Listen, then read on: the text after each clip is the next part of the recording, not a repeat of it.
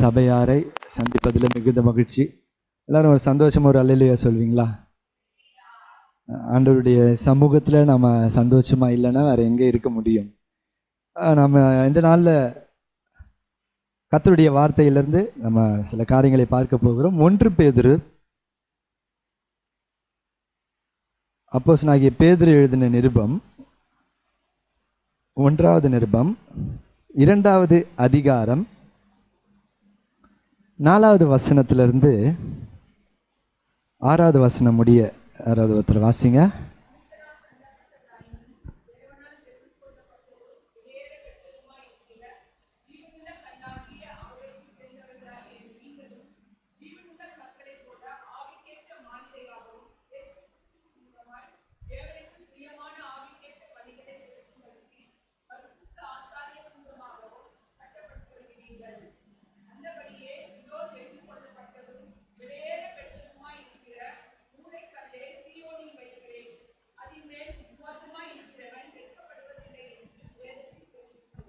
ஆமென், ஹல்லேலூயா.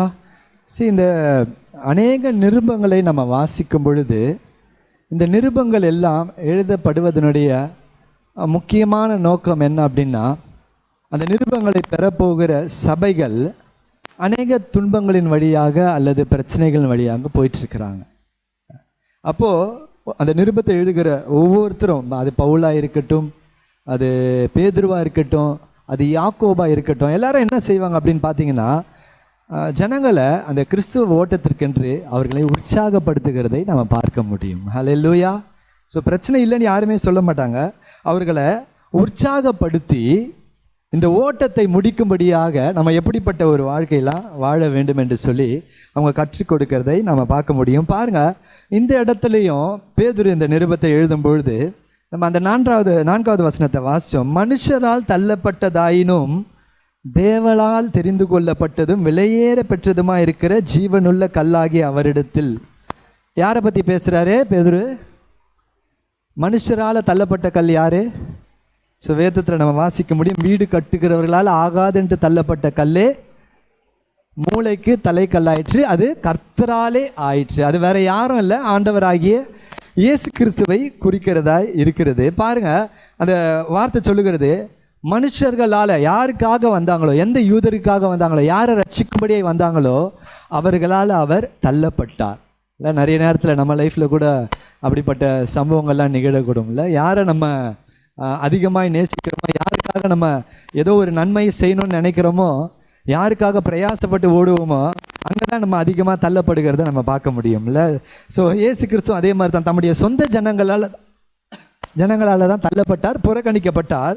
ஆனால் பாருங்கள், மனுஷங்க தள்ளினாங்க, ஆனால் மனுஷங்களால் தள்ளப்பட்டதை வேதம் சொல்லுகிறது தேவன் தெரிந்து கொண்டார். ஹல்லேலூயா, ஹல்லேலூயா. இன்னைக்கு எசேக்கியேல் 16 வாசிச்சோம். நம்ம மிதிக்கப்படுவதற்கு ஏதுவாக இருந்த நம்மை அவர் கடந்து போகும்பொழுது நம்மை பார்த்து அவர் சொன்ன வார்த்தை, நீங்கள் பிழைத்திருங்கள் என்று சொன்னார். ஹல்லேலூயா. இன்னொரு வார்த்தையில் சொல்லலாம், நம்ம லாங்குவேஜில் சொன்னால், நீங்கள் நல்லா வாழணுங்க, நல்லா வாழ வேண்டும் என்று சொல்லி கர்த்தர் விரும்புகிறார். ஹல்லேலூயா. இந்த இடத்துலையும் பாருங்கள், அதை தொடர்ந்து வாசிக்கும் பொழுது மனுஷனால தள்ளப்பட்டுத்தான், ஆனால் தேவன் அந்த தள்ளப்பட்ட கல்லை தெரிந்து கொண்டு அதை என்னவா செய்கிறார்னா, விலையேற பெற்றதாய் மாற்றி ஜீவனுள்ள கல்லாக மாற்றுகிறார். ஹல்லேலூயா, ஹல்லேலூயா. இப்போ அதை சொல்லிட்டு அந்த ஜனங்களுக்கு சொல்கிறாரு, அந்த ஜீவனுள்ள கற்களை போல, அந்த ஜீவனுள்ள கல்லை போலவே, இயேசு கிறிஸ்து என்கிற அந்த ஜீவனுள்ள கற்களை போலவே நாமளும் எப்படி மாறணுமா? ஆவிக்கேற்ற, எல்லாரும் சொல்லுங்க, ஆவிக்கேற்ற மாளிகை. அப்படின்னா அதாவது எதை நம்ம மாளிகைன்னு சொல்லுவோம்? ஸோ பொதுவாக இப்போ நான் இந்த செங்கல், ஒரு வீடு கட்டணும்னா செங்கல் எல்லாம் வரும், எல்லாமே செய்யும், எல்லாமே. எப்போ அதை நம்ம ஒரு மாளிகைன்னு சொல்லுவோம்? மணல் எல்லாமே வந்துடும் இல்லையா? அதை ஒரு திட்டத்தோட, ஒரு இசைவாய், ஒரு ஒழுங்காக, வெறும் அந்த அஸ்திபாரம் மாத்திரம் போட்டிருக்கும்போது அதை நம்ம மாளிகைன்னு சொல்ல மாட்டோம். சொல்ல, அது திட்டத்தின்படி, அதை ஒரு இசைவாய், ஒரு ஒழுக்கமாக, ஒரு கரெக்டாக, எல்லாமே ஒரு நேர்த்தியாய் அது கட்டப்பட்டு இருக்கும் பொழுது அப்போ தான் அதுக்கு பேர் என்ன? ஆவிக்கு அது மாளிகை என்று சொல்லப்படுகிறது. அதே மாதிரி பேதுரு வந்து சபையை குறித்து சொல்லுகிறார்.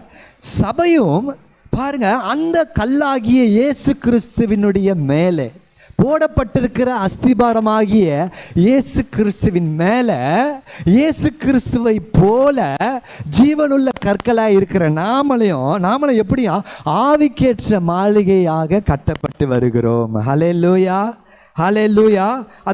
அதை தொடர்ந்து சொல்றாரு, இயேசு கிறிஸ்து மூலமாய் தேவனுக்கு பிரியமான ஆவிக்கேற்ற பலிகளை செலுத்தும்படிக்கு பரிசுத்த ஆசாரிய கூட்டமாகவும் கட்டப்பட்டு வருகிறீர்கள். ரெண்டு காரியம், ஆவிக்கேற்ற மாளிகை.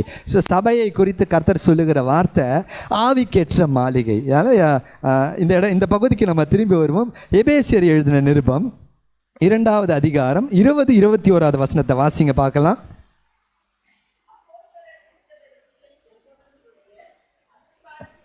அப்போஸ்தலர்கள் தீர்க்கதரிசிகள் என்பவருடைய அஸ்திபாரத்தின் மேல் கட்டப்பட்டவர்களாக இருக்கிறீர்கள். ஒன்றும் இல்லை, ரொம்ப சிம்பிள். அப்போஸ்தலர்கள் தீர்க்கதரிசிகள்லாம் என்ன, இவங்கெல்லாம் என்ன சொன்னாங்க அப்படின்னா, இயேசுவை குறித்து முன் காட்டினவர்கள். ஹல்லேலூயா. அது சொல்கிறாங்க, அந்த அஸ்திபாரத்தின் மேலே கட்டப்பட்டவர்களமாக இருக்கிறீர்கள், அதற்கு இயேசு தாமே மூளைக்கல்லா இருக்கிறார். தொடர்ந்து வாசிங்க.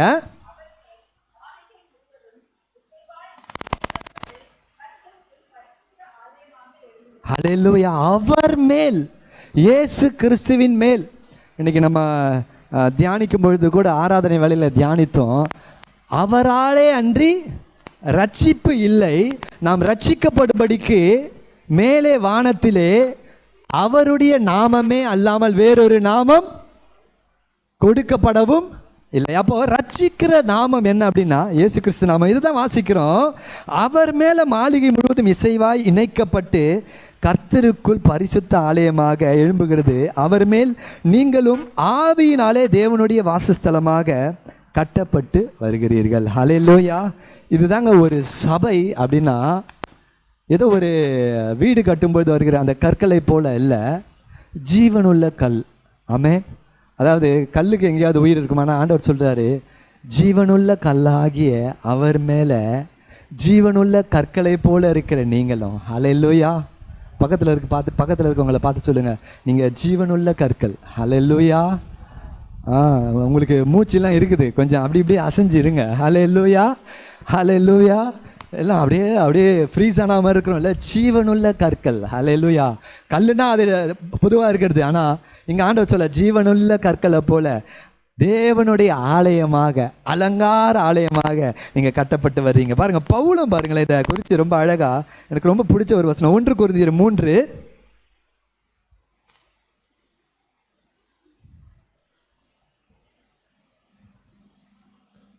1 கொரிந்தியர் 3வது அதிகாரம் 9வது வசனத்தை வாசிங்க.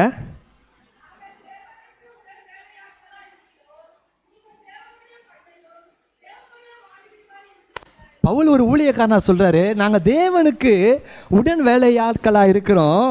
சபையை குறித்து சொல்லுகிறாரு, நீங்கள் தேவனுடைய பண்ணையும் தேவனுடைய மாளிகையுமாய் இருக்கிறீர்கள். ஹல்லேலூயா, ஹல்லேலூயா.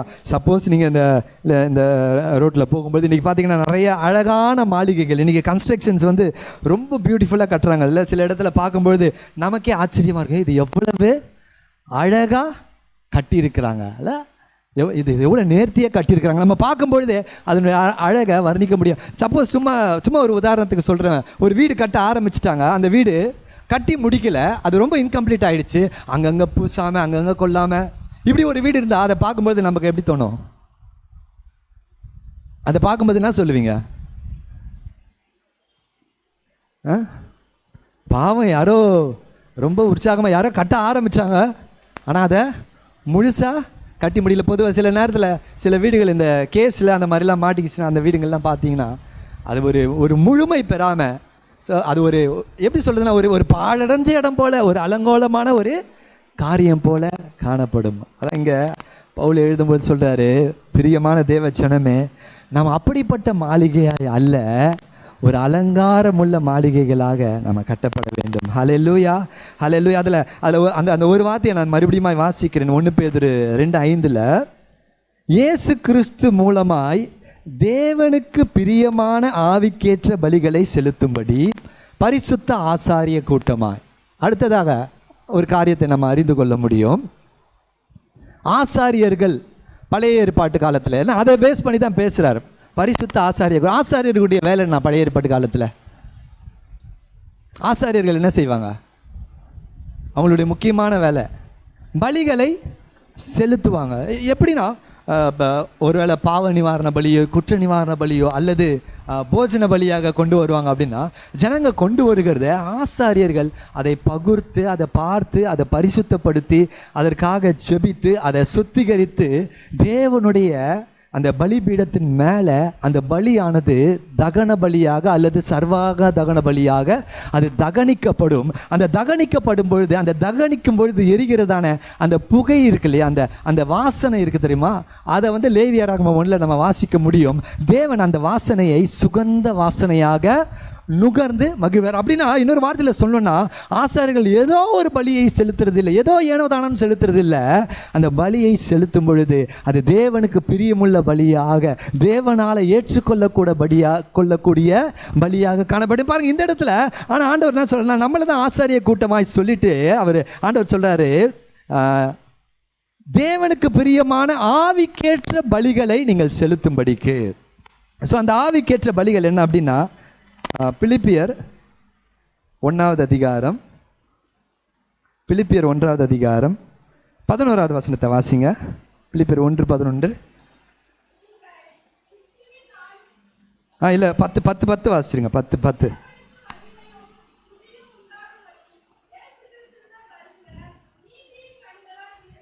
ஹல்லேலூயா. பாருங்க, ஆண்டவர் அந்த பலிகள் என்று சொல்லி ஆசாரிய கூட்டமாக நம்ம இருக்கிறோம். அப்போ என்னங்க பலியை நம்ம செலுத்தணும் அப்படின்னா, தேவனுக்கு மகிமையும் துதியும் உண்டாகும்படி இயேசு கிறிஸ்துவினால் வருகிற நீதியின் கனிகளினால் நிறைந்தவர்களாகி நீங்கள் கிறிஸ்துவின் நாளுக்கென்று துப்புரவானவர்களும் இடரலற்றவர்களுமாய் இருக்கவும் வேண்டுதல் செய்கிறேன். ஹல்லேலூயா.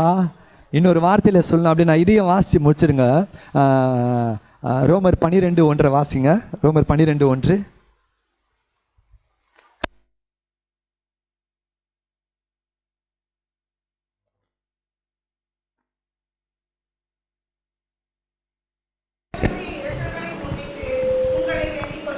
ஹல்லேலூயா.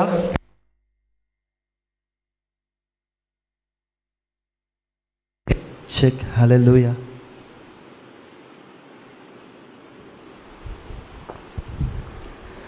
ஸோ இந்த இடத்துல பவுல் எழுதும்பொழுது எப்படி எழுதுகிறார் அப்படின்னா, நம்முடைய சரீரங்களையே தேவனுக்கு ஜீவ பலியாக கொடுக்க வேண்டும். இன்னொரு வார்த்தையில் சொல்லணும் அப்படின்னா, தேவன் ஏற்றுக்கொள்ளக்கூடிய ஒரு பலியாக நம்மையே முழுவதுமாக கொடுக்க வேண்டும். அதான் பவுல் இங்கே எழுதுகிறாரு, தேவனுக்கு பிரியமான ஆவிக்கேற்ற பலிகளை செலுத்தும்படி பரிசுத்த ஆசாரிய கூட்டமாய் நீங்கள் கட்டப்பட்டு வருகிறீர்கள். ஹல்லேலூயா. அதை தொடர்ந்து 9 வசனத்தை வாசிங்கம்மா. 9 வசனம். இல்லை 1 பேதுரு 2:9. நீங்களோ உங்களை அந்தகாரத்தினின்று தம்முடைய ஆச்சரியமான ஒளியினிடத்திற்கு வரவழைத்தவருடைய புண்ணியங்களை அறிவிக்கும்படி தெரிந்து கொள்ளப்பட்ட சந்ததியாயும் ராஜரிகமான ஆசாரிய கூட்டமாயும் பரிசுத்த ஜாதியாயும் அவருக்கு சொந்தமான ஜனமாயும் இருக்கிறீர்கள். ஹல்லேலூயா. பேதுரு கர்த்தருடைய ஜனங்களை குறித்து அவர் சொல்லுகிற ஒரு அற்புதமான வார்த்தை, நீங்களோ உங்களை அந்தகாரத்தினின்று ஆச்சரியமான ஒளியினிடத்திற்கு வரவழைத்தவருடைய புண்ணியங்களை அறிவிக்கும்படிக்கு. அப்போ கிறிஸ்தவ வாழ்க்கையினுடைய, அதாவது இன்னைக்கு ஒரு 3 பகுதிகளை நம்ம இதை பார்க்க பொழுதும், கிறிஸ்தவ வாழ்க்கையினுடைய பிரதான நோக்கம் என்ன அப்படின்னா, பிரியமானவர்களே, கர்த்தருடைய புண்ணியங்களை அல்லது தேவன் நம்முடைய வாழ்க்கையில் செய்திருக்கிற அந்த நன்மைகளை அறிக்கை செய்வது அல்லது அதை பிரகடனப்படுத்துவது தான் நம்முடைய பிரதான நோக்கமாக இருக்கிறது. அதான் இந்த வசனம் சொல்லுகிறது, உங்களை அந்தகாரத்தினின்று ஆச்சரியமான ஒளியினிடத்திற்கு வரவழைத்தவருடைய புண்ணியங்களை அறிவிக்கும்படியாக. ஹல்லேலூயா. ஸோ ஒருவேளை உங்கள் வாழ்க்கையில் ஆண்டவர் என்னை தெரிந்து கொண்டதனுடைய மிக பிரதான நோக்கம் அல்லது தலையாய நோக்கம் என்ன அப்படின்னா, ஆண்டவர் எந்த இடத்துலேருந்து நம்மளை தெரிந்து நம்ம எப்படியாய் மாற்றியிருக்கிறார் என்று சொல்லி இந்த சமுதாயத்திற்கு நம்ம சாட்சிகளாக இருப்பதற்காக. ஹல்லேலூயா. அப்போஸ்தலர் 1வது அதிகாரம் 8வது வசனத்தை வாசிக்கும் போதுங்க ஆண்டவர் ரொம்ப அழகாக எழுதியிருப்பார். நீங்கள் யூதேயா பரிசுத்த ஆவியானவர் உங்கள் இடத்துல வரும்பொழுது நீங்கள் பலனடைந்து யூதேயா, சமாரியா மற்றும் பூமியின் கடைசி பரியந்தம் எங்கும் நீங்கள் அவருக்கு சாட்சிகளாக இருப்பீர்கள். You will be a witness to the God. Hallelujah. அப்போது நம்ம ஜீவ பலியாக ஒப்பு கொடுக்கிறது அப்படின்றது வேறு ஒன்றும் இல்லைங்க, நம்முடைய வாழ்க்கையை பிரதிபலிக்கிறது. நம்முடைய வாழ்க்கையை தேவனுக்கு முன்பாக எப்படிப்பட்ட வாழ்க்கை நம்ம வாழுகிறோம், அந்த வாழ்க்கையை பார்க்கும் பொழுது தேவனுடைய நாமம் துதிக்கப்படுகிறதா, தேவனுடைய நாமம் உயர்த்தப்படுகிறதா. ஹல்லேலூயா. அந்த வசனத்தை ரொம்ப அழகாக எழுதியிருக்கிறார் பவுல். அவருடைய அந்தகாரத்திலிருந்து ஆச்சரியமான ஒளியின் இடத்திற்கு. அந்தகாரம்னா என்னங்க?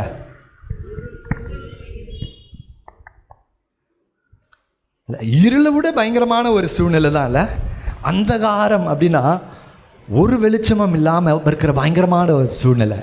ஆண்டவருடைய வார்த்தை சொல்லுகிறது, நம்முடைய முந்தின வாழ்க்கை எப்படி இருந்துச்சு? அந்தகாரத்தில் இருளில் இருந்தோம். யாராவது எடுத்தவங்க வாசிங்க, எபேசியர் 2வது அதிகாரம் 1வது வசனம். 2:1-2.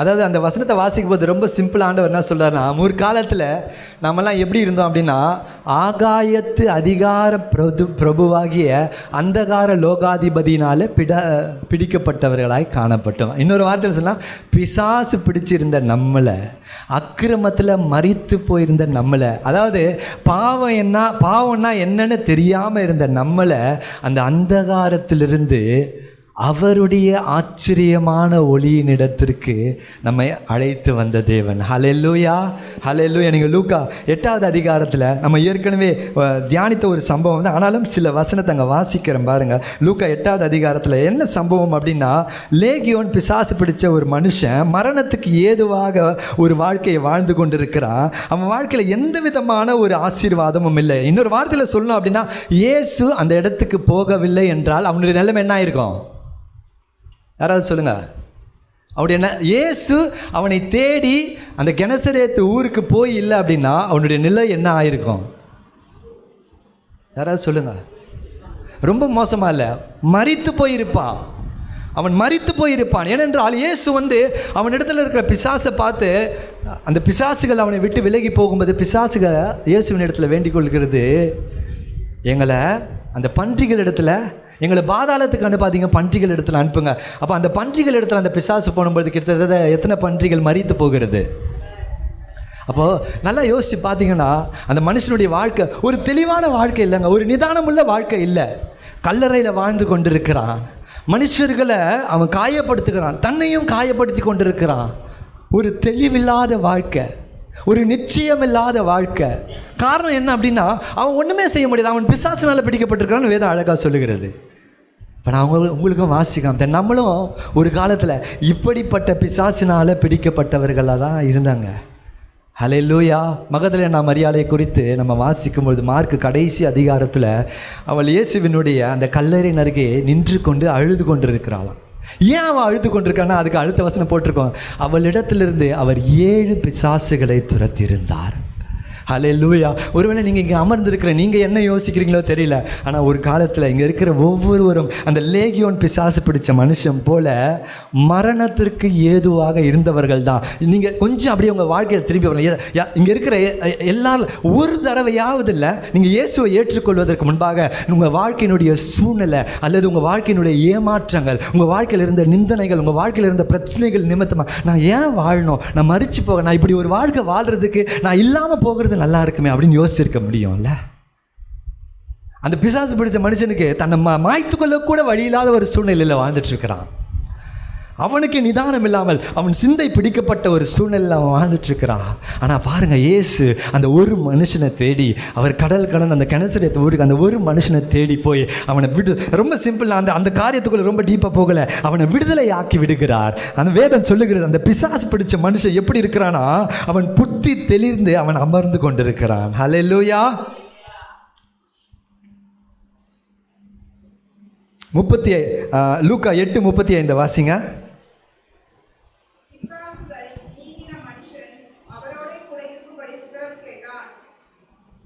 35. அப்பொழுது சம்பவித்ததை பார்க்கும்படி ஜனங்கள் புறப்பட்டு இயேசுவினிடத்தில் வந்து, பிசாசுகள் விட்டு போன மனுஷன் வஸ்திரம் தரித்து இயேசுவின் பாதத்தின் அருகே உட்கார்ந்து புத்தி தெளிந்திருக்கிறதை கண்டு பயந்தார்கள். இல்லை, எவ்வளோ பெரிய ஒரு அற்புதத்தை ஆண்டவர் இந்த மனுஷனுடைய வாழ்க்கையில் செஞ்சிருக்கிறார், ஒரு விடுதலையை கொடுத்துருக்கிறார். நான் இந்த சம்பவத்தை யோசித்து பார்க்கும்போது ரொம்ப ஆச்சரியமாக இருந்தது. அவன் தன் வாழ்க்கையில் எப்படி தெரியுமா யோசிச்சிருப்பான்? மிகப்பெரிய ஒரு விடுதலை அவனுக்கு தெரியுது. அவன் தான் பேசுகிறான். இயேசு பேசும்பொழுது அவனுக்குள்ளே இருக்கிற பிசாசு அவனுடைய வாய்ஸை யூஸ் பண்ணி தான் பேசுகிறது. எங்களை நீங்கள் பாதாளத்துக்கு அனுப்பாதீங்க, காலம் வருவதற்கு முன்பே நீங்கள் ஏன் வந்தீங்க அப்படின்னு சொல்லி அவனை கொண்டு தான் பேசுகிறது. அவனுக்கு தெரியுது. ஆனாலும் அவனை கம்ப்ளீட்டாக அவனுடைய வாழ்க்கையை அந்தகார இருள் அல்லது பாவ இருள் அவனுடைய வாழ்க்கையை கம்ப்ளீட்டாக டேக் ஓவர் பண்ணிருச்சு. கம்ப்ளீட்டாக அவனால் விடுதலை ஆகவே முடியலங்க. நம்முடைய வாழ்க்கை அப்படி தான். நம்மளால் எந்த ஒரு காரியத்தில் பாவத்தில் இருந்தோ இல்லை வேறு எதில் இருந்தோ நம்மளால் விடுதலை ஆகவே முடியல. இயேசு கிறிஸ்து நம்மை தேடி வந்தார். ஹல்லேலூயா, ஹல்லேலூயா. நம்ம ஏதோ நீதிமான்கள் இல்லை, நம்ம மேலே பரிதாபப்பட்டு நம்ம மேலே இறக்கப்பட்டு, ஐயோ நான் உன்னை தேடி வரல அப்படின்னா அந்த பிசாசு உன்னை கொன்று போடுமே, நீ மாய்ந்து போவியே, நீ மாண்டு போவியே. அப்போ பாருங்க, அதுலேருந்து ஒரு காரியம் நல்லா புரிகிறது. இயேசு நம்முடைய வாழ்க்கையில் அதிகமாக எதிர்பார்க்கிறது என்ன தெரியுமா? நம்ம வாழணும்னு நினைக்கிறாருங்க. ஹல்லேலூயா, ஹல்லேலூயா. அதாவது வாழணும்னா நான் சொல்றது எந்த வாழ்க்கைனா ஜஸ்ட் எல்லாரும் போல இல்லை. அதாவது நீ வாழ்ந்துருக்கணும் யான்னு வாங்க தெரியுமா? சிலர்லாம் பிளஸ் பண்ணும்பொழுது நீ வாழணுயா, நீ வாழணுயா, நல்லா வாழணுயா. ஏதோ சாதாரண வாழ்க்கை இல்லை. இயேசு சும்மா ஏதோ வந்தோம், ஏதோ ஒரு ரட்சிப்பை கொடுத்தோம் அப்படி இல்லை. இயேசு அந்த மனுஷனுடைய வாழ்க்கையில் அவர் வைத்திருந்த தீர்மானம் அப்படின்னா நீ வாழணும், நீ நல்லா வாழ்ந்துருக்கணும். ஹல்லேலூயா, ஹல்லேலூயா. உன் முந்தைய வாழ்க்கை எப்படி இருந்துச்சுன்னு எனக்கு தெரியாது, ஆனால் நான் உன்னை தேடி வந்ததுடைய நோக்கம், நான் உன்னை ரட்சித்ததுடைய நோக்கம், உனக்குள்ளே இருந்த இருளை நீக்கினதுடைய நோக்கம் நீ நல்லா வாழ வேண்டும் என்று சொல்லி. ஹல்லேலூயா. ஒருவேளை சபையில் நீங்கள் நம்ம உட்காந்துட்ருக்குறோம், ஆனால் ஏன் ஆண்டவரே என் வாழ்க்கை இப்படி இருக்குது, ஏன் ஆண்டவரே என் சூழ்நிலை இப்படி இருக்குது?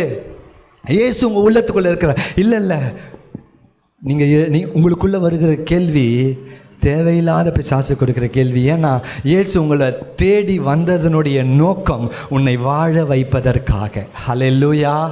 பக்கத்தில் இருக்கவங்க கையை பிடிச்சி சொல்லுங்கள், ஆண்டவர் நம்மளை தேடி வந்ததனுடைய நோக்கம் நம்மளை வாழ வைப்பதற்காக. இன்னைக்கு நிலைமையை யோசிக்காதீங்க.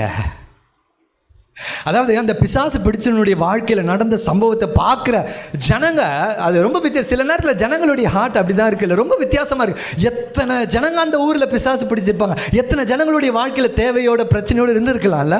இப்படி ஒரு அற்புதம், நீ என்னடாடே இவனை நான் எத்தனை வருஷமாக பார்த்துருக்குறேன், எத்தனை கோயிலில் மந்திரிச்சாங்க, எத்தனை மருத்துவர்கிட்ட போயிருக்கலாம், எத்தனை ட்ரை பண்ணியிருக்கலாம், எதுவுமே அவன் வாழ்க்கையில் நடக்கலை, அவன் இப்படி தான் இருக்கிறான். எத்தனை வாட்டி வீட்டுக்கு கொண்டு போய் விட்டாலும் அவன் திருப்பி எங்கே போகிறான்?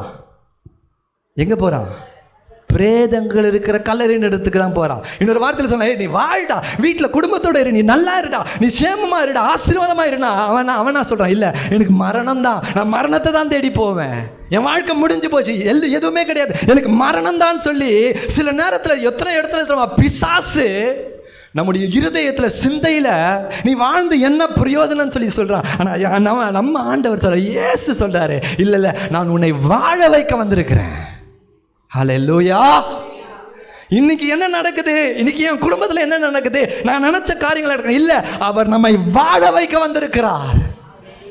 சகேயனுடைய வீட்டுக்குள்ள இயேசு வரன்னு சொன்ன பொழுது அந்த வீட்டுக்கு ரட்சிப்பு வந்துதான் ஆகணும். இதை எத்தனை பேர் விசுவாசிக்கிறீங்க? ஹல்லேலூயா. விசுவாசிக்கிற விசுவாசத்தினால எல்லாமே ஆகுங்க. ஆமென். நீங்க விசுவாசிங்க. உங்க கணவரை குறித்து, மனைவியை குறித்து, பிள்ளைகளை குறித்து, உங்களுடைய உறவினர்களை குறித்து நீங்க விசுவாசிங்க. இயேசு இந்த பூமிக்கு இல்லைன்னா அவர் வந்திருக்க வேண்டிய அவசியம் இல்லை. அவர் ஜனங்களை வாழ வைக்க வந்திருக்கிறார். ஹல்லேலூயா, ஹல்லேலூயா. பாருங்க, அவன் குணமாகி இருக்கிறான். 38வது வசனம் சொல்லுகிறது, பிசாசுகள் நீங்கின மனுஷன் அவரோட கூட இருக்கும்படி உத்தரவு கேட்டுக்கொண்டான். அந்த வார்த்தையை அவன் ஏன் சொல்லியிருப்பான்? யாராவது சொல்லுங்க. சுகம் கிடைச்சிருச்சுல்ல, விடுதலை கிடைச்சிருச்சுல்ல, போக வேண்டியது தானே. ஐயா அந்த வார்த்தையை சொல்லியிருப்பான். சொல்லி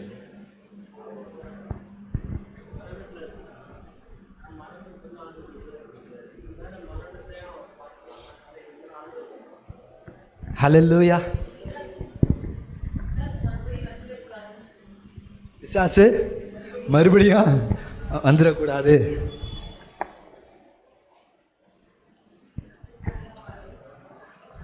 அதனால் அவர் கூடயே போயிடலாம்.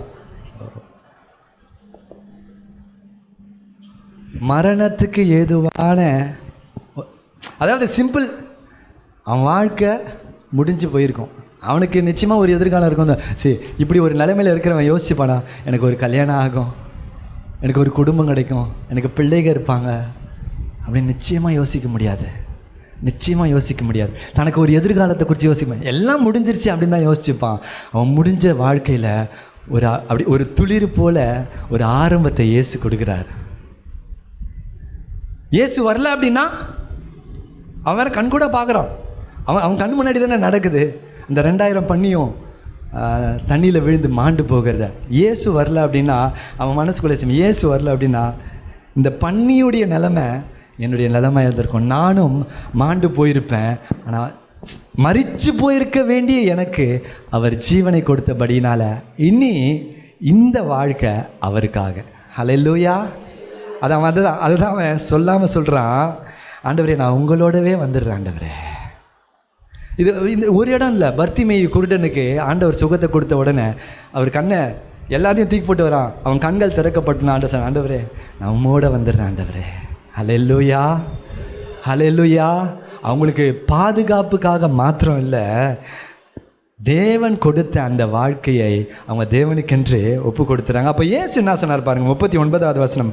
இயேசு அவனை நோக்கி, நீ உன் வீட்டுக்கு திரும்பி போய் தேவன் உனக்கு செய்தவைகளை எல்லாம் அறிவி என்று சொல்லி அவனை அனுப்பிவிட்டார். அந்தபடி அவன் போய் இயேசு தனக்கு செய்தவைகளை எல்லாம் பட்டணத்தில் எங்கும் பிரசித்தப்படுத்தினான்.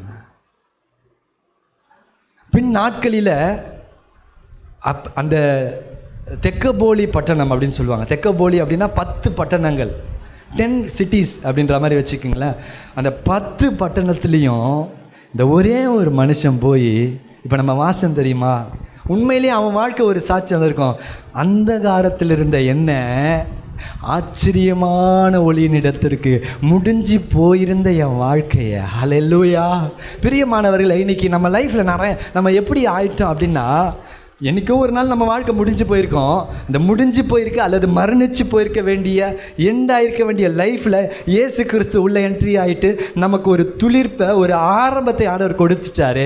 ஆனாலும் பாருங்கள், அந்த ஆரம்பத்தை பெற்றுக்கொண்ட நாமல்ல, இன்னுமே ஆண்டவர் மேலே ஒரு பெரிய நம்பிக்கை இல்லாமல் நமக்காக வாழ்ந்து கொண்டிருக்கிற ஒரு சூழ்நிலைகள் உண்டு.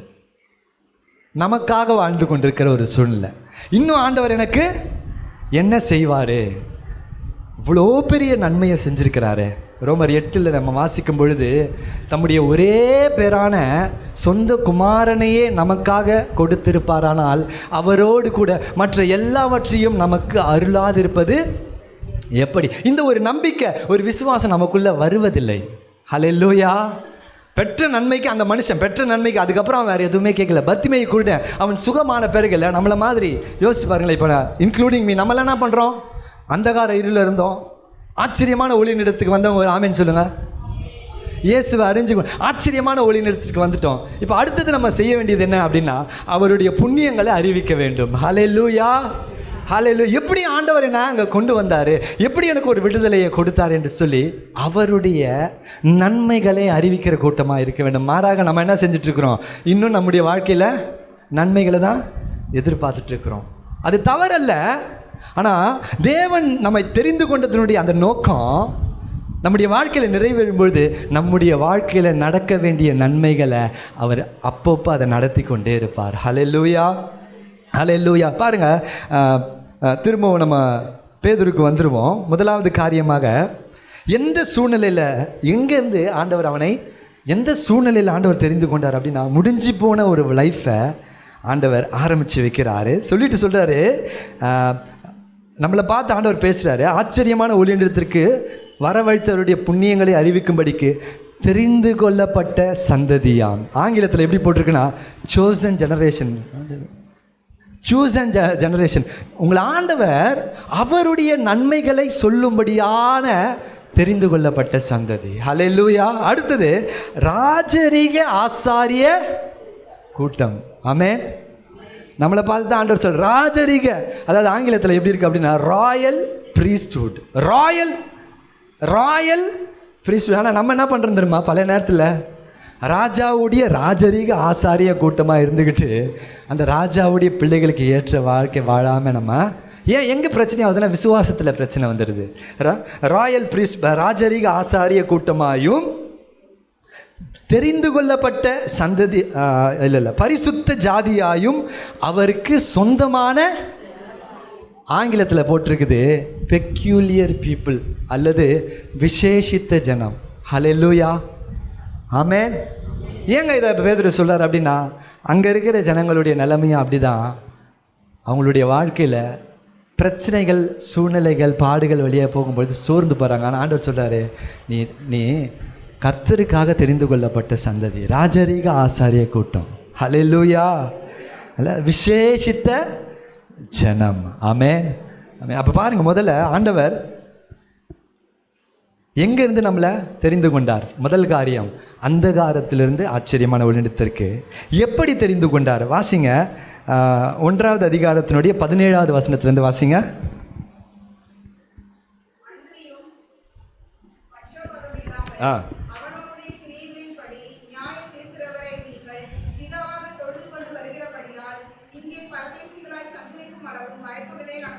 அந்த முதல் வசனம் சொல்கிறது, பச்சாபாதம் இல்லாமல் அவனுடைய கிரியைகளின்படி நியாயம் தீர்க்கிறவரை நீங்கள் பிதாவாக தொழுது கொண்டிருக்கிறபடி. அப்போது இந்த வசனத்தை வாசிக்கும்போது ஒன்று தெளிவாக புரிகிறது. கிறிஸ்தவர்களுடைய வாழ்க்கையில் நியாய தீர்ப்புன்னு ஒன்று இருக்குது. அந்த நியாய தீர்ப்பு எப்படி இருக்குமா? பச்சாபாதம் இல்லாமல் நியாயம் தீர்க்கிறவரை நீங்கள் பிதாவாக தொழுது கொண்டிருக்கிறபடியால் இங்கே பரதேசியாய் சஞ்சரிக்கும் அளவும் பயத்துடனே நடந்து கொள்ளுங்கள். ஹல்லேலூயா. இன்னொரு வார்த்தையில் சொல்லணும் அப்படின்னா அந்த வார்த்தை என்ன சொல்லுதுன்னாப்பா, இந்த பூமியில் நீங்கள் கஷ்டப்படுறீங்க, நீங்கள் பிரயாசப்படுறீங்க, அநேக காரியங்களை குறித்து கவலைப்படுறீங்க. ஆனால் உங்களுக்கு ஒன்று தெரியுமா, இந்த பூமியில் நீங்கள் வாழ்கிற ஒரு வாழ்க்கை பரதேசிகளாய் அல்லது சோஜர்னர்ஸ் அப்படின்னு சொல்லுவாங்க, பாசர் பை. நமக்கு இந்த பூமியின் வழியாக நம்ம கடந்து போகிறோம், அவ்வளோதான். ஹல்லேலூயா. இந்த பூமியின் வாழ்வு கடந்து போகிறது இருக்குது. பாருங்கள், இப்போ என்ன எடுத்துக்கிட்டேன், 48 வருஷம் முடிஞ்சு போச்சு. 48 இயர்ஸ். அதாவது அந்த பிறந்த நாள் வரும்பொழுது அந்த பிறந்த நாளை எப்படி சொல்லுவோம் அப்படின்னா, ஒரு குறிப்பிட்ட வயசு வரைக்கும் பரவாயில்ல. ஹவு ஓல்ட் ஆர் யூ அப்படின்னா தமிழில் டிரான்ஸ்லேட் பண்ண எப்படி இருக்கு, நீங்கள் எவ்வளோ பழசாயிட்டீங்கன்னு தெரியுமா? இல்லை, நான் 48 வருஷம் பழசு. How old are you? I am 48 years old. Every year நம்ம அந்த பாஸ் ஆகும் பொழுது நம்மளுடைய லைஃபு முதிர்ச்சியை நோக்கி போயிட்டுருக்கு. இன்னொரு வார்த்தையில் சொல்லணும்ல, சும்மா இந்த பூமியில் பரதேசிகளாய் அலைந்து கொண்டிருக்கிறோம். யாராவது சும்மா போகிற இடத்துல அப்படி திட்டினா நமக்கு கோபம் வரும்ல. ஆனால் பைபிள் நம்மளை பார்த்து சொல்லுது, பரதேசினா தவறான வார்த்தை இல்லை. இன்னொரு வார்த்தையில் நம்ம வார்த்தையில் பரம தேசத்திற்கு நம்ம சொந்தக்காரர்கள். ஹல்லேலூயா. பரலோகத்திற்கு சொந்தக்காரர்கள். ஆங்கிலத்தில் என்னன்னா ஃபாரினர். இப்போ நம்ம ஊருக்கு வர ஃபாரினர் பார்த்திங்கன்னா அவனுக்கு இங்கே வரான்னா வருவான், ஜாலியாக இருப்பான், கையில் காசு இருக்கும், கொஞ்ச நாள் செலவு பண்ணுவான், எல்லாத்தையும் சுற்றி பார்ப்பான். அவனுக்கு நல்லா தெரியும் அவனுடைய வீடு எது, திரும்ப தன்னுடைய சொந்த இடத்துக்கு போகணும். அது மாதிரி தாங்க நம்முடைய வாழ்க்கை. கொஞ்ச காலம்தான் நம்ம இங்கே பரதேசிகளை வாழ்ந்துருக்கிறோம். அடுத்தது வாசிங்க.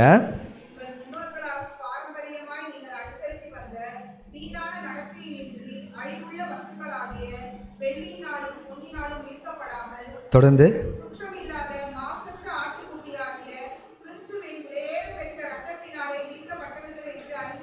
ஹல்லேலூயா. ஹல்லேலூயா. உங்கள் முன்னோர்களால் பாரம்பரியமாய் நீங்கள் அனுசரித்து வந்த அழிவுள்ள வஸ்துக்களை யாராவது ஒருத்தர் வாசிச்சுருங்க. யாத்திராகமம் 20:23 வாசிங்க. அந்த வெள்ளியினாலும் பொன்னினாலும்னா என்ன? யாத்திராகமம் 20:23.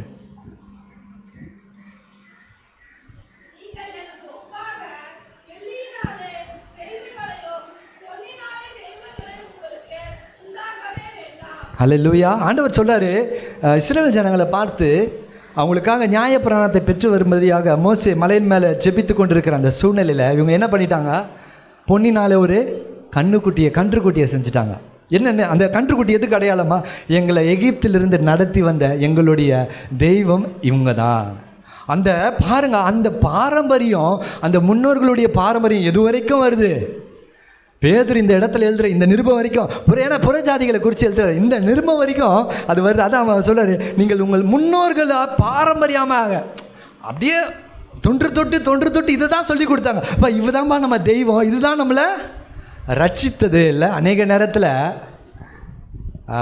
அந்த தெய்வங்களால் அவங்களே ரட்சிக்க முடியல. ஒரு வெள்ளம் வந்து அடிச்சுட்டு போனால் போகுது.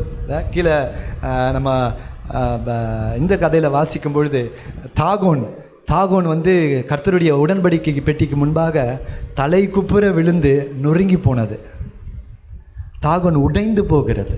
அப்போது அப்பா கிதியோனுடைய அப்பா சொல்கிறாரு, பாகாலுக்காக நீங்கள் பரிந்து பேசுகிறீங்களா? பாகால் தனக்காக பரிந்து பேசினா அது தனக்காக தன்னையே அதற்கு காப்பாற்ற முடியல. ஹல்லேலூயா. அதான் இந்த மாதிரி ஊழியக்காரங்க பெரியவங்க சொல்லுவாங்க, நீங்கள் தூக்கி சுமக்கிறது தெய்வம் இல்லை, உங்களை தூக்கி சுமக்கிற ஒரு தெய்வம் இருக்கிறார். ஹல்லேலூயா. அது இங்கே அந்த அந்த அந்த வார்த்தையை ரொம்ப அழகாக சொல்கிறாரு. பாரம்பரியமாக நீங்கள் அனுசரித்து வந்த அந்த வெள்ளியோ பொண்ணோ விலையேற பெற்றதோ இதனால் நீங்கள் ரட்சிக்கப்படலை. நம்மளை ரட்சித்தது என்ன தெரியுங்களாங்க? குற்றமில்லாத மாசற்ற ஆட்டுக்குட்டி ஆகிய கிறிஸ்துவினுடைய விலையேற பெற்ற ரத்தத்தினால மீட்கப்பட்டீர்கள் என்று அறிந்திருக்கிறீர்களே. ஹல்லேலூயா. இயேசுவின் ஜனமே, மீட்கப்பட்ட ஜனமே, பிசாசில் பிடியிலிருந்து விடுதலையாக்கப்பட்ட ஜனமே, ஆண்டவர் அதை சொல்கிறார். உங்களுக்கு தெரியாதா, உங்களை நான் மீட்டுட்டேன். எப்படி மீட்டேன்னு தெரியுமா? வெள்ளினாலும் பொன்னாலும் இல்லை, என் சொந்த குமாரனை என்னுடைய ரத்தத்தை கொடுத்து நான் உங்களை மீட்டிருக்கிறேன் என்பதை நீங்கள் அறிந்திருக்கிறீர்களே, அதை மறந்துடாதீங்கன்னு சொல்லிட்டு 20வது வசனம், அவர் உலக தோற்றத்துக்கு முன்னே குறிக்கப்பட்டவராய் இருந்து தமது மூலமாய் தேவன் மேல் விசுவாசமாக இருக்கிற உங்களுக்கு இந்த கடைசி காலங்களில் வெளிப்பட்டார். ஹல்லேலூயா. உலக தோற்றத்துக்கு முன்னாடி குறிக்கப்பட்டார். ஆனாலும் மோசேயினுடைய நாட்களில் வரல, எரேமியாவுடைய நாட்களில் வரல, எலியாவினுடைய நாட்களில் வரல. யாருடைய நாட்களில் திரும்ப வந்திருக்கிறாரு? இங்கே பார்த்து சொல்கிறாரு, நம்முடைய நாட்களில் இயேசு வெளிப்பட்டார். ஹல்லேலூயா, ஹல்லேலூயா. நம்முடைய நாட்கள் எவ்வளோ பெரிய கிருபை பாருங்களேன், நமக்கு அந்த ரட்சிப்பு அவர் மூலமாய் கிடைத்தது. ஹல்லேலூயா. அதை சொல்லிட்டு சொல்கிறாரு, இப்படி ரட்சிக்கப்பட்டிருக்கீங்க. முதல்ல நம்ம பார்த்தோம், அந்த எங்கேருந்து ரட்சிக்கப்பட்டிருக்கீங்கன்னா அந்த காலத்திலிருந்து, மரணத்தின் பிடியிலிருந்து, பிசாசினுடைய பிடியிலிருந்து, முடிந்து போன இடத்துல இருந்து ஆண்டவர் நம்ம வெளியே கொண்டு வந்திருக்கிறார். ரெண்டாவது, எப்படி ரட்சிக்கப்பட்டீங்க அப்படின்னா நம்முடைய கிரியையினால இல்லை. ஹல்லேலூயா. எபேசியர் 2வது அதிகாரம் நம்ம வாசிக்கலாம். எபேசியர் 2க்கு வந்துருங்க.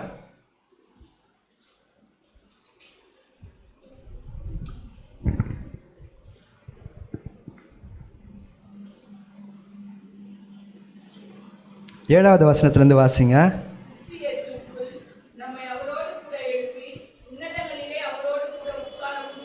தொடர்ந்து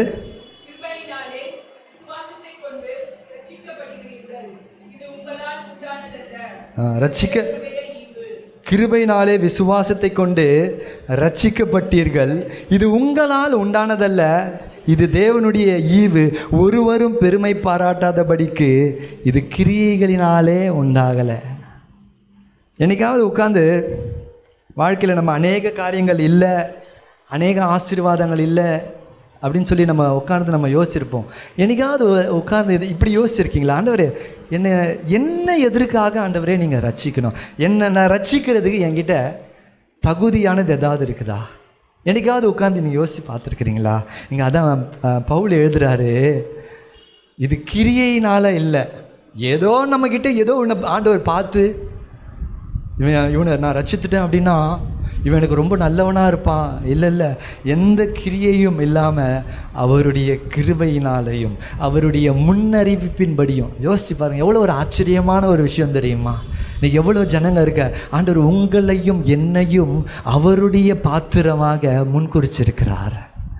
அவருக்கென்று, இன்னொரு வார்த்தை, அவருடைய புண்ணியங்களை அறிவிக்கும்படிக்கு. இன்றைக்கி அதாவது அப்போஸ்தலரில் ஒரு சம்பவம் நடக்கும். எப்படின்னா, தீர்க்கதரிசியின் புத்திரர்கள் யாரோ ஒரு 2 பேர், எனக்கு அந்த சம்பவம் ஞாபகம் இருக்குது. 2 பேர் என்ன செய்வாங்க அப்படின்னா, பவுல் பிரசங்கம் பண்ணுற பிசாசு இயேசு நாமத்தினாலேயும் பேதுரு பிரசங்கம் பண்ணுற இயேசுவின் நாமத்தினாலேயும் நாங்கள் பிசாசுகளை துரத்துக்கிறோம். அந்த சம்பவம் யாராவது படிச்சிருக்கீங்களா? அந்த சம்பவம் எப்படி இருக்குன்னா, பவுல் அவங்க வந்து துரத்துறது எப்படின்னா, பவுல் மாத்திரம்தான் பிசாசை துரத்த முடியுமா, நாங்கள் பிசாசை துரத்தக்கூடாதா அப்படின்னு சொல்லி பவுல் பிரசங்கிக்கிற இயேசுவின் நாமத்தினாலே நான் உன்னை துரத்துறேன் அப்படின்னு சொல்லி அந்த பிசாசுக்கு கட்டளை கொடுக்கும்பொழுது அங்கே நடந்த சம்பவம் என்ன தெரியுமா? அந்த பிசாசு என்ன தெரியுமா செய்யும்?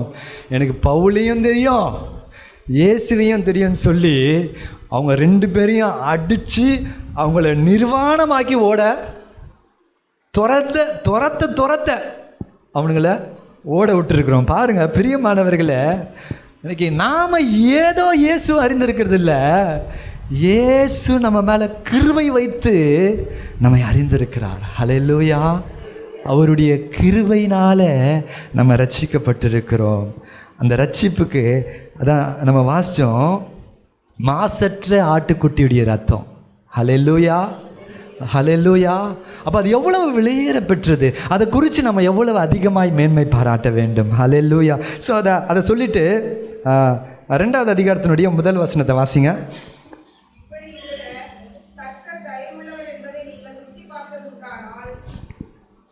தொடர்ந்து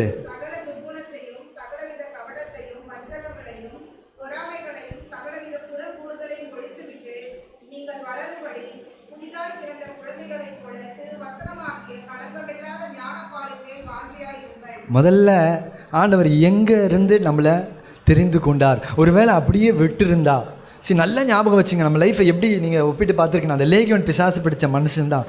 ஒருவேளை தேவன் என்னை தேடி வராது இருந்தா இன்றைக்கி ஒருவேளை நான் இந்த இடத்துல இருப்பேனா என்பதே மிகப்பெரிய சந்தேகம். நான் மரணித்திருக்க முடியும், ஆனால் தேவன் என்னை தேடி வந்தார். அப்போ எங்கேருந்து அவர் நம்மளை தெரிந்து கொண்டார் அப்படின்றத நீங்கள் உங்களை நினைப்பூட்டி கொண்டே இருங்க. 2வது எப்படி தெரிந்து கொண்டார் அப்படின்னா, வெள்ளினாலும் பொண்ணுனாலும் இல்லை, அவருடைய வெளியேற பெற்ற ரத்தத்தினால நம்மை மீட்டிருக்கிறார். அந்த ரத்தம் தான் நம்மை மீட்டிருக்கிறது. அதை சொல்லிட்டு சொல்கிறார், இப்படி இருக்க கர்த்தர் தயவுள்ளவர் என்பதை நீங்கள்.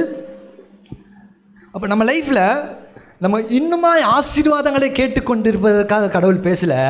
பாரு, உன்னை எப்படி ஆண்டவர் தெரிஞ்சு கொண்டிருக்கிறாரு, எங்கேருந்து ஆண்டவர் தெரிஞ்சு கொண்டிருக்கிறாரு அப்படின்றத, அவருடைய அன்பை, அவர் உன் மேலே வச்சிருக்கிற இரக்கத்தை நீங்கள் புரிஞ்சு கொள்வீங்க. நீ உணர்ந்திருப்ப, அந்த அன்பை நீ உணர்ந்திருப்ப அப்படின்னா, அவர் நல்லவர், கர்த்தர் தயவுள்ளவர் என்பதை, அவருடைய குட்னஸ்ஸை, அவருடைய நன்மையை நாம் உணர்ந்திருப்போம் அப்படின்னா நம்ம அடுத்த ஸ்டெப் என்ன தெரியுமா?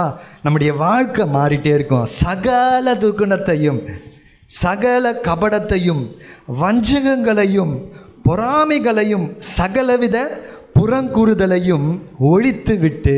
ஹல்லேலூயா, ஹல்லேலூயா. முதல்ல ஆண்டவர் சொல்கிற காரியம் என்ன தெரியுமா?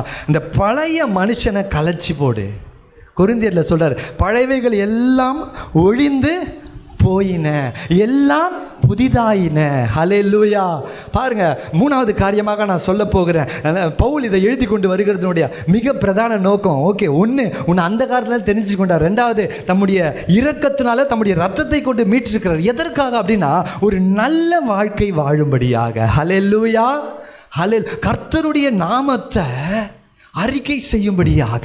யோசிச்சு பாருங்க, அந்த லேகியோன் பிசாசு பிடிச்ச மனுஷன் அதுக்கப்புறம் அவனுடைய வாழ்க்கை எப்படி ஒரு சாட்சியாக இருந்திருக்கும்ல, அவனுடைய வாழ்க்கை எவ்வளோ ஒரு பரிசுத்தமுள்ள சாட்சியாக இருந்திருக்கும்ல. ஒவ்வொரு குற்றங்கள் நடக்கும்பொழுது இல்லையா, அந்த விபச்சாரத்தில் கண்டுபிடிக்கப்பட்ட ஸ்திரியை இயேசுவின் இடத்துல கொண்டு வராங்க. அப்போ எல்லாருமே அவளை நியாயம் தீர்க்கணும்னு முடிவு பண்ணுறாங்க.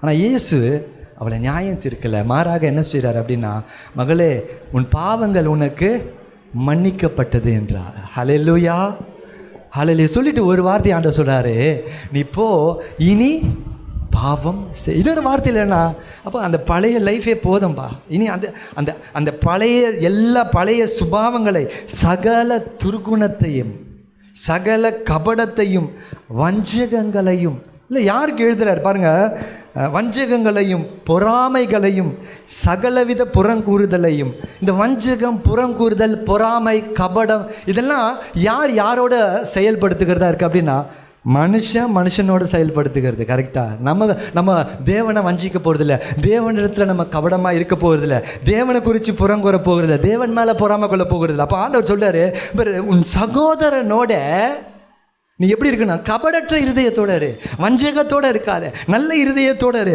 துர்குணம் அவனுக்கு விரோதமாய் செய்கிற காரியங்கள் வேண்டாம், புறம் குறித்து அவனுக்கு விரோதமாய் பேசுகிற காரியங்கள் வேண்டாம். 1 அதிகாரம் 22 வசனம் வாசிக்கிறேன், வாசிங்க யாராவது. பாருங்க, கிறிஸ்தவர்களுக்கு எழுதுறாரு, ஆனால் ஒரு வார்த்தையை போடுறாரு, நீங்கள் மாயமற்ற. அப்போ சகோதர ஸ்நேகத்தில் கொஞ்சம் மாயமும் இருக்குமோ? அல்ல, முன்னாடி பார்க்கும்போது அன்பாக பேசுகிற மாதிரி இருக்குமோ? அது ரொம்ப அழகாக சொல்கிறார், நீங்கள் மாயமற்ற சகோதர ஸ்நேகம். இதை சொல்லிட்டு தான் சொல்கிறார். இப்படி இருக்கிறதுனால ஆண்டவர் தயவு உள்ளவர், உன் மேலே அவர் எப்படி உண்மையாக நேசிக்கிறார். ஆமாவா இல்லைங்களாங்க? நம்மளை ஆண்டவர் எப்படி நேசிக்கிறாரு, எவ்வளோ உண்மையாக நேசிக்கிறாரு, எவ்வளவு அதிகமாக நேசிக்கிறாரு. அந்த அன்பில் குறை இருக்குதா? ஹல்லேலூயா. அப்போ சொல்கிறார், இதை நீ புரிந்து கொண்டிருப்பாயானால், இதை நீ உண்மையிலேயே, ஐயோ இயேசு அன்பு எவ்வளோ பெருசு தெரியுமா, எனக்காக அவர் செஞ்சுருக்கிறது எவ்வளோ, இதை நம்ம உண்மையிலேயே உணர்ந்திருப்போம். ஆனால் அதே அன்பையும் அதே தயவையும் அதே நற்குணத்தையும் நம்முடைய சகோதரனுக்கு காண்பார். ஆகையால் நீங்கள் மாயமற்ற சகோதர சிநேகம் உள்ளவர்களாக இருக்கும்படிக்கு ஆவியினாலே சத்தியத்திற்கு கீழ்ப்படிந்து உங்கள் ஆத்துமாக்களை சுத்தமாக்கி கொண்டவர்களாக இருக்கிறபடியால் சுத்த இருதயத்தோடே ஒருவருக்கொருவர் ஊக்கமாய் அன்பு கூறுங்கள். ஹல்லேலூயா, ஹல்லேலூயா. நீங்கள் ரோமர் 12வது அதிகாரத்தை எடுத்து வாசித்து பார்த்தீங்கன்னா,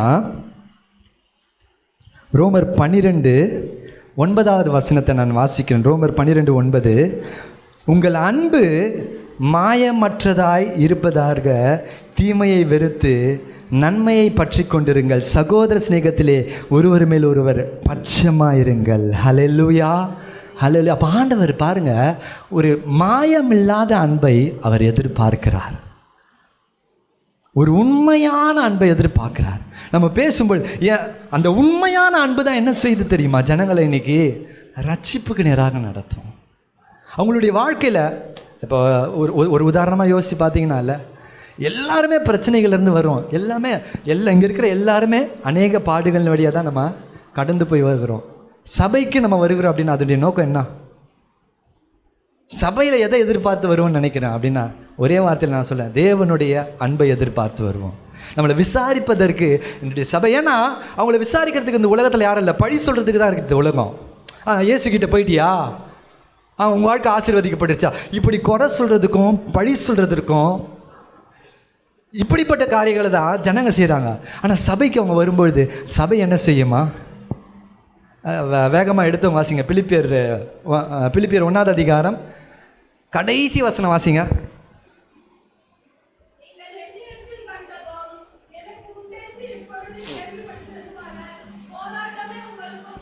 அதுக்கு முன்னாடி வசனம், கிறிஸ்துவின் நிமித்தமாக.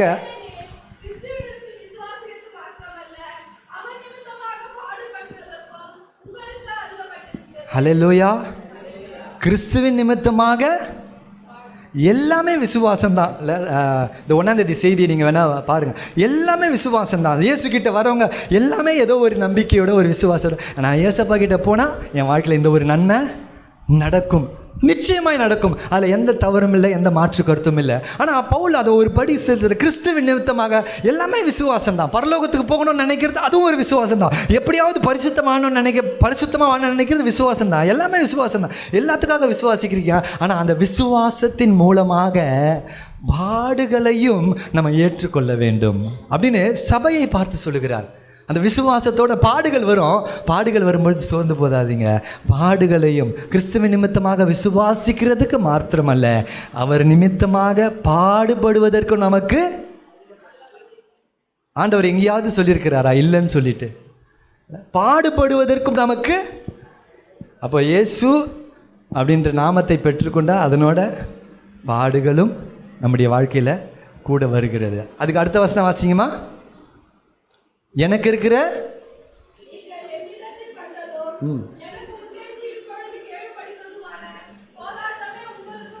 ரொம்ப அழகாக பவுல் எழுதுறாரு, நீங்கள் என்னிடத்தில் கண்டதும் எனக்கு உண்டென்று நீங்கள் கேள்விப்படுகிறதுமான அதே போராட்டம் தான் உங்களுக்கு உண்டு. இப்போ நம்ம சில நேரத்தில் சிலர் இடத்துல சொல்லுவோம் தெரியுமா, என் பிரச்சனை உங்களுக்கு தெரியாது.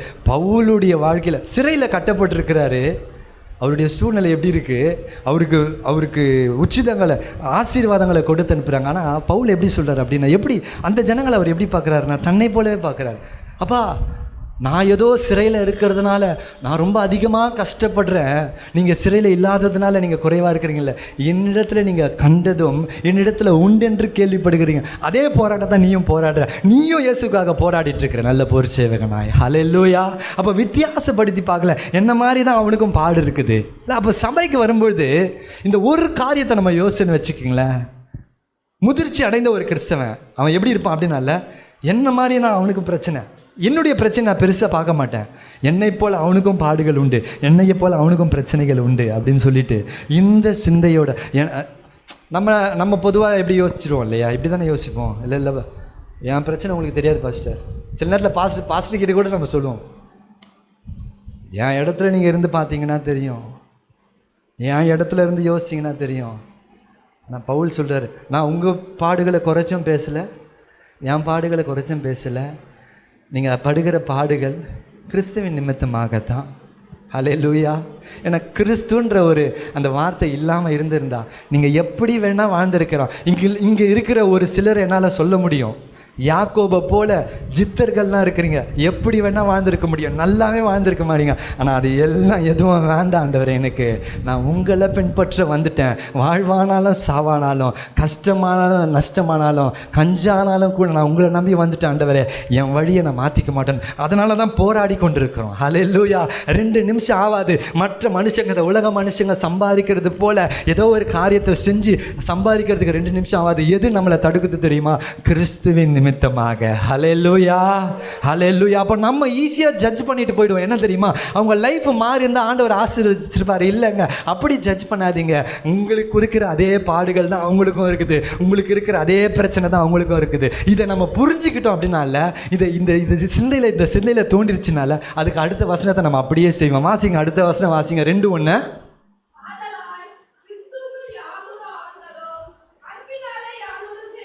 ரொம்ப அழகா, கிறிஸ்துவுக்குள் யாதொரு ஆறுதலும். வாசிமா.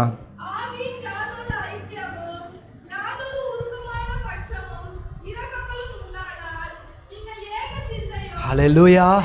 கிறிஸ்துவுக்குள்ள அதை இது கிறிஸ்துவில் இருந்த 5வது வசனமா 4வது வசனமா? கிறிஸ்துவில் இருந்த சிந்தையே உங்களிலும். ஹல்லேலூயா. கிறிஸ்துவுக்குள்ள அதே இருந்த ஆறுதல்.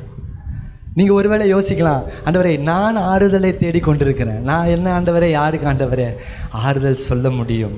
ஆனால் வேதம் சொல்லுகிறது, எனக்கு இருக்கிற உங்களுக்கு இருக்கிற அதே பாடு தான், அதே பிரச்சனை தான் அவனுக்கு. ஒருவேளை உங்களுக்கு கொஞ்சம் பலன் அதிகமாக இருந்தால் சபைக்கு நம்ம கூடி வருகிறதுனுடைய மிக பிரதான நோக்கம் என்ன தெரியுமாங்க? கிறிஸ்துவின் நிமித்தமாக யாதொரு ஆறுதலும், அன்பினாலே யாதொரு தேறுதலும், ஆவியில் யாரொரு உருக்கமான பட்சமும் இரக்கங்களும் உண்டானால். ஹல்லேலூயா, ஹல்லேலூயா. அந்த இரக்கத்தின் மூலமாக அந்த ஆறுதலை நீங்கள் மற்றவங்களுக்கு போய் சொல்லுங்கள், மற்றவங்களுக்கு செய்யுங்க. ஹல்லேலூயா, ஹல்லேலூயா. நிச்சயமாக அந்த நம்பிக்கையின் வார்த்தைக்காக தான் நாம் இந்த இடத்துல சபையில் கூடி வந்திருக்கிறோம். ஹல்லேலூயா. அப்போ பாருங்கள், முதல்ல நம்ம பார்த்தோம் அந்த எங்கேருந்து ஆண்டவர் சூஸ் பண்ணார், எப்படி சூஸ் பண்ணார். 3வது எதற்காக சூஸ் பண்ணார் அப்படின்னா, கர்த்தருக்குள்ளே நம்ம கனி கொடுக்கிறவர்களாக காணப்பட வேண்டும். எபேசியர் 2:10 வாசிங்க. எபேசியர் 2வது அதிகாரம் 10வது வசனம்.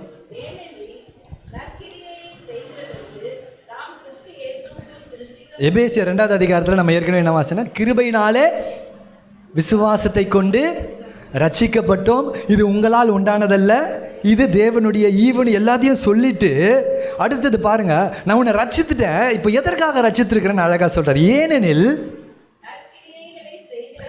நற்கிரியைகளை செய்கிறதற்கு சிருஷ்டிக்கப்பட்டு தேவனுடைய செய்கையாக இருக்கிறோம். ஆமென். ஹல்லேலூயா. அதாவது இதை தமிழில் வாசிக்கும்போது தேவனுடைய செய்கையாக இருக்கிறோம் அப்படின்னு ஒரு ஆங்கில மொழிபெயர்ப்பு இப்படி தான் போட்டிருக்கு. என்ன அப்படின்னா, நம்மலாம் we are Lord's masterpiece. அதாவது ஒரு பொருள் செய்கிறாங்கன்னு வச்சுக்கிங்களேன். ஒரு பொருள் செய்கிறாங்கன்னா கொஞ்சம் ஏதாவது டிஃபெக்ட் இருக்கிறது, கொஞ்சம் குறை இருக்கிறதெல்லாம் வந்து அப்படியே ரிஜெக்ட் பண்ணுவாங்க. சில பிராண்ட்ஸ்லாம் பார்த்தீங்கன்னா அதில் ஒரு ஃப்ளாலெஸ்ஸாக இருக்கிறத தான், பர்ஃபெக்ட் ஃபினிஷிங் இருக்கிறத தான் அதை எடுப்பாங்க. அதுக்கு பேர் என்னன்னு சொல்லுவாங்கன்னா மாஸ்டர் பீஸுன்னுவாங்க. ஹல்லேலூயா, ஹல்லேலூயா. நம்மளை மாஸ்டர் பீஸுன்னு யார் தெரியுமா சொல்கிறா? பவுல் சொல்கிறாரு, மாஸ்டர் பீஸா, தேவனுடைய செய்கையாய் நம்மளை ஆண்டவர் சிருஷ்டித்திருக்கிறார். ஆமென், ஹல்லேலூயா. ஒருவேளை நீங்களும் நானும் நம்மளை எப்படி யோசிப்போம் அப்படின்னா, நான் வேஸ்ட் பீஸ் பாஸ்டர் அப்படின்னு யோசிப்பானா? கர்த்தர் நம்மளை பார்த்து சொல்கிறது இல்லை, நீ மாஸ்டர் பீஸ். எதற்காக சூஸ் பண்ணியிருக்கிறார்னா, நற்கிரியை செய்யும்படிக்காக. ஹல்லேலூயா, நற்கிரியை செய்யும்படிக்காக. அந்த நற்கிரியையை யார் நம்முடைய வாழ்க்கையில் தொடங்கியிருக்கிறார்னா, பிலிப்பியர் 1:5 வாசிங்க. ஹல்லேலூயா. உங்களில் நற்கிரியை தொடங்கினவர்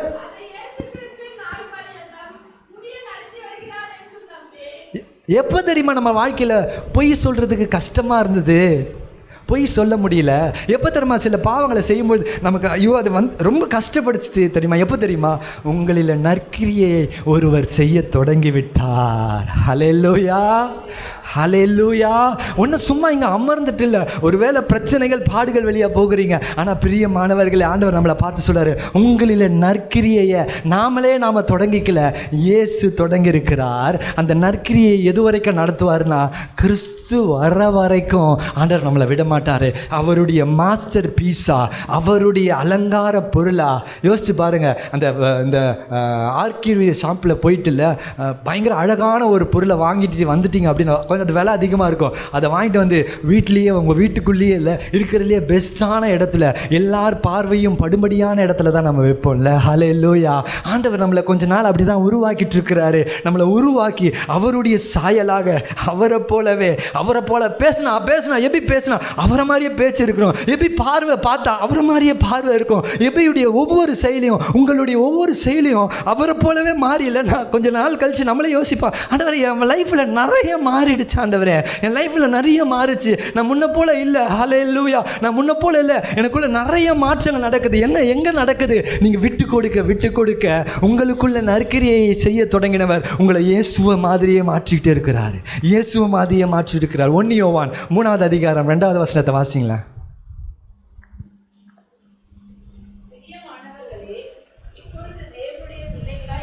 இப்பொழுது தேவனுடைய பிள்ளைகளா இருக்கிறோம். ஹல்லேலூயா. நம்மளை பார்த்து சொல்ல, நீங்க எல்லாம், நம்ம எல்லாரும் இப்பொழுது தேவனுடைய பிள்ளையா இருக்கிறோம். அப்போ இப்பொழுதுன்னு ஒன்று சொல்றாருன்னா, இனி வரப்போற பொழுதுல ஒரு மாதிரி மாறப்போகிறோம். எப்படி? இன்னும் தெளிவா எனக்கு தெரியல, வெளிப்படல. ஆகிலும் அவர் வெளிப்படும் பொழுது, அவர் இருக்கிற வண்ணமாகவே நாம் அவரை தரிசிப்பதனால் அவருக்கு ஒப்பாயிருப்போம் என்று. இந்த ஸ்கூல்ஸில் ஜானிக்காவை பார்க்க போகும்பொழுது தான் இந்த யூனிஃபார்ம் போட்டு எல்லாம் ஒன்றா உட்காந்துருப்பாங்க. நம்ம பொண்ணு அதுக்கு நடுவில் தான் கண்டுபிடிக்கிறது ரொம்ப கஷ்டமாக இருக்கும். இந்த இப்போ நமக்குள்ளே ஓரளவுக்கு நம்ம கண்டுபிடிச்சிருவோம். இப்போ சைனீஸ் ஒரு 10 பேர் கூப்பிட்டு வந்து உட்கார வச்சா, இல்லை ஜாப்பனீஸ் ஒரு 10 பேரை கூப்பிட்டு உட்கார வச்சா, அவங்கள பார்த்தா எப்படி இருப்பாங்கன்னு நினைக்கிறீங்க? என்னடா இது, எல்லாம் ஒரே மாதிரி இருக்கிறானுங்க, எல்லாருக்கும் ஒரே மாதிரி இருக்குது மூக்கு, எல்லாருக்கும் ஒரே மாதிரி தான், என்னடா இவனுங்க எப்படிடா டை அடிச்சிருப்பானுங்களா அப்படின்லாம் சொல்லி யோசிக்கிற அளவுக்கு ஒரே மாதிரி தெரியுவாங்கல்ல. ஹல்லேலூயா, ஹல்லேலூயா. நான் சொல்கிறது உங்களுக்கு புரியும்னு நினைக்கிறேன். ஒருவேளை நமக்கெல்லாம் ஒரு 60 வயசு 65 வயசு ஆகும்பொழுது, இல்லை ஒரு 50 வயசுக்குள்ளேயே அதெல்லாம் நம்மளெல்லாம் பார்க்கும்போது எல்லாருமே ஒரே மாதிரி இருக்கிறீங்க. இந்த சர்ச்சில் வந்து நான் பார்த்தா, இவனை பார்த்தா அவனை பார்த்தா மாதிரி இருக்குது, அவனை பார்த்தா இவனை பார்த்தா மாதிரி இருக்குது. எல்லாருக்குள்ளேயும் இயேசுவினுடைய சுபாவம், இயேசுவினுடைய சாயல். அதுக்கு தான் இயேசு சொன்னேன், நான் உன்னை ஏன் சூஸ் பண்ணேன்னு தெரியுமா? அவருடைய புண்ணியங்களை எப்படி அறிவிக்க முடியும் தெரியுமா? உன் வாழ்க்கையின் மூலமாக. ஹல்லேலூயா. முதல்ல பார்த்தோம், எங்கேருந்து நம்மளை சூஸ் பண்ணார்? இருட்டிலிருந்து, பாவ பிடியிலேருந்து, பிசாசு பிடியிலேருந்து எப்படி சூஸ் பண்ணார்? ஒன்று நம்ம கிரியை செய்யல, வெளியேற பெற்ற ரத்தத்தை கொடுத்து எதற்காக சூஸ் பண்ணார்? அவருக்கு சாட்சிகளாய், அவருடைய நாமத்தை வெளிப்படுத்துகிற நற்கிரியின் பாத்திரங்களாய். கடைசியை வாசி முடிக்கலாம். 1 பேதுரு 2:12. இதுதான் சாட்சி, இதுதான் சாட்சி. புறஜாதிகள் உங்களை பார்த்து, இவன் ரொம்ப சண்டை போடுறவன், இவன் வாயை திறந்தாவே பொய் சொல்கிறவன், இவன் எப்பவுமே இவனுடைய பார்வை சரியே கிடையாது, இவன் ரொம்ப பொல்லாத மனுஷன் அப்படின்னு சொல்லி என்னெல்லாம் நம்மளை புறஜாதிகள் உங்களை அக்கிரமக்காரர் என்று விரோதமாய் பேசும் என்னென்ன விஷயத்துலலாம் பேசுனாங்களோ, ஐயோ இவங்க பயங்கரமாக ஏமாத்துறவங்க அப்படின்னு என்னென்ன விஷயத்துலலாம் நம்மளை பேசினாங்களோ, அவர்கள் உங்கள் நற்கிரியைகளை கண்டு, இயேசுவின் மூலமாக நமக்குள்ள நற்கிரியை தொடங்கப்பட்டிருக்குது, பரிசுத்த ஆவியானவர் கிரியை செய்கிறாரு, அந்த உங்கள் நற்கிரியை கண்டு அந்த கிரியையின் நிமித்தமாக சந்திப்பின் நாளிலே அல்லது இயேசு கிறிஸ்து வருகிற அந்த வருகையின் நாளிலே தேவனை மகிமைப்படுத்தும்படி நீங்கள் அவர்களுக்குள்ளே நல்நடக்கையுள்ளவர்களாய் நடந்து கொள்ளுங்கள் என்று உங்களுக்கு புத்தி சொல்லுகிறேன். ஹல்லேலூயா, ஹல்லேலூயா. ஒன்றும் இல்லைங்க, உண்மையான சாட்சி உள்ள வாழ்க்கை. ஒரு நாள் நான் உங்கள் வீடுகளுக்கோ உங்கள் வீட்டு பக்கத்துக்கோ வரும்பொழுது, இல்லை நீங்கள் என்னுடைய அந்த சுற்று வட்டாரத்தில் அல்லது நீங்கள் வேலை செய்கிற ஸ்தலத்தில் வந்து கேட்கும்போது அவங்க சொல்கிறாங்க தெரியுங்களா, அதுதான் உண்மையான சாட்சி. ஹல்லேலூயா, ஹல்லேலூயா. நம்மளை பார்த்து ஒரு காலத்தில், நான் உன்னை ஒரு காலம் பார்த்துருக்குறேன், நீ இப்படிப்பட்ட மனுஷனாக இருந்த, இப்படிப்பட்ட மனுஷியாக இருந்த, நீ உனக்கு அப்படி மூர்க்க கோபம் வரும், ஆனால் இன்றைக்கி எல்லாம் மாறி இருக்குது அப்படின்னு சொல்லி நம்மளை சுற்றி இருக்கிற ஜனங்க எல்லாம் எப்போ சாட்சி சொல்லுவாங்களா? இயேசு வரும்பொழுது நம்மை குறித்து அவர்கள் சாட்சி சொல்வார்கள். இல்லை ஏசப்பா, இவங்களை நான் என் வீட்டு பக்கத்தில் பார்த்துருக்குறேன், சண்டை சச்சரவு இல்லாத குடும்பம், ஒரு சாட்சியுள்ள குடும்பம், ஒழுங்காக ஆலயத்துக்கு போவாங்க, உண்மையாக ஆலயத்துக்கு போவாங்க, உண்மையாக வேதத்தை சுமந்து போவாங்க, ஒரு ஏழைக்கு ஒரு உதவி அப்படின்னா ஓடி வந்து உதவி செய்வாங்க, 4 பேருக்கு 4 நல்லது செய்யணும்னா ஓடி வந்து செய்வாங்க, நான் பார்த்துருக்குறேன். ஆனால் முந்தி அவங்க அப்படி கிடையாது, முந்தி அவங்க வாழ்க்கை அப்படி கிடையாது. இயேசுவை எப்போ இந்த சபைக்கு போக ஆரம்பித்தாங்களோ, அந்த சபைக்கு போன பிறகு சபை அவங்க வாழ்க்கையை மாற்றிருச்சு, சபை அவங்களுடைய குடும்பத்தினுடைய வாழ்க்கையை மாற்றிருச்சு. ஹல்லேலூயா, ஹல்லேலூயா. இதை சொல்லுவது தான் உண்மையான சாட்சி. ஆண்டவர் சொல்கிறாரு, அப்போஸ்தலர் 1:8 வாசிங்களேன். அப்போஸ்தலர் 1:8. இதுக்கு தான் பரிசுத்த ஆவியானவர் கொடுத்து அனுப்பிச்சார்.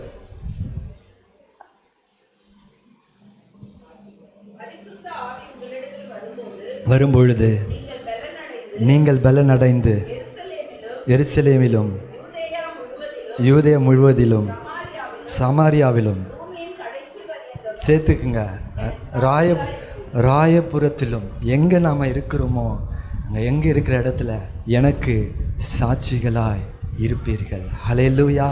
சாட்சி அப்படின்னா அது நாம் கர்த்தர் இப்போ செஞ்சதை சொன்னோம்ல, அந்த சாட்சி இல்லை. ஆங்கிலத்தில் போட்டிருக்கு, you will be a witness. Hallelujah. You will be a witness for the name of God. இயேசுவினுடைய நாமத்திற்கு நீ எங்கே போனாலும் you will be a witness. எப்படி விட்னஸாக இருக்க முடியும் அப்படின்னா, சும்மா ஒரு உதாரணத்தை மாத்திரம் சொல்லி முடிக்கிறேன். எங்கேயோ ஒரு இடத்துக்கு நீங்கள் போகிறீங்க, அவங்க நீங்கள் ஒரு அலுவலக அதிகாரியாக இருக்கீங்க, ஏதோ ஒரு சூழ்நிலை, ஒரு லஞ்சம் வாங்க வேண்டிய அல்லது லஞ்சம் கொடுக்க வேண்டிய ஒரு சூழ்நிலை வருகிறது. அப்போ நீங்கள் சொல்கிறீங்க, இல்லை நான் கொடுக்க மாட்டேன், இல்லை நான் வாங்கவும் மாட்டேன். ஏங்க? I'm a witness. இயேசுவை ஏன் நான் வாங்க மாட்டேன்னா, நான் இயேசுவினுடையவன். ஆண்டவருடைய பிள்ளைகள் நம்ம எவ்வளவு சாட்சியாக இருக்கணும், நம்ம குடும்பத்தில், நம்முடைய பெற்றோர்கள் நடுவில் எவ்வளவு சாட்சியாக இருக்கணும், நம்முடைய உறவுகள் நடுவில் எவ்வளவு சாட்சியாக இருக்கணும். ஹல்லேலூயா. இந்த ஒரு வாழ்க்கையை நம்ம வாழும்பொழுது நம்ம தேவைகளை குறித்து கவலைப்படுறோம், நம்மளை குறித்து அவர் கவலைப்படாமல் இருப்பாரா? நாம் தானே அவருடைய தேவையே. ஆமென். ஹல்லேலூயா. நம்ம கண்களை மூடி ஜெபிப்போமா?